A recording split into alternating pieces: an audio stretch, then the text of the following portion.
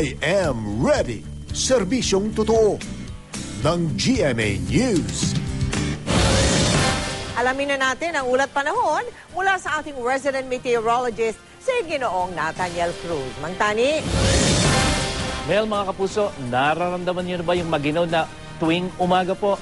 Dahil po yan sa paglakas ng hanging amihan na nagdadala man ng malamig na temperatura mula pa po yan sa Siberia dyan sa Northern Hemisphere. At dito nga sa ating mapa, yan pong nakikita niyong blue, green at green, katulad po dyan sa Baguio at dyan sa may Mindoro.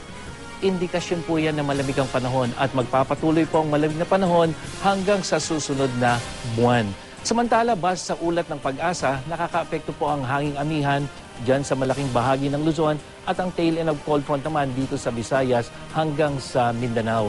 At sa datos ng Weather Central, posibleng ambunin ang Luzon, lalong-lalo na po yung silangang bahagi, kabilang na ang Bicol Region, mga probinsya ng Aurora at Quezon hanggang dyan sa may Cagayan Valley.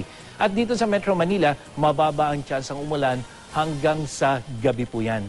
At magiging makulimlim naman sa buong Visayas, asahan din ang uulan ng mahina, partikular dito sa Samar at Leyte, kasama po ang Cebu, diyan sa Bohol, hanggang sa may Negros provinces. Ganito rin ang inaasahang panahon sa malaking bahagi ng Mindanao na magkakaroon din ng mga mahihinang pagulan. Babala naman ng Pag-asa, mataas po ang alon sa Hilaga at Silangang Baybayin ng buong Luzon, maging sa kanlurang baybayin ng Hilaga at Gitnang Luzon.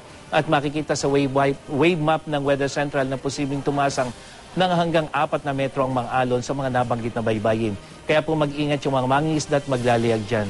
At para sa karagdagang update sa ulat panahon, pwede nyo rin pong bisitahin ang website at Facebook page ng GMA Weather. Ako po, si Nathaniel Cruz para sa I Am Ready, serbisyong totoo ng GMA News. Maraming salamat sa iyo, Mang Tani.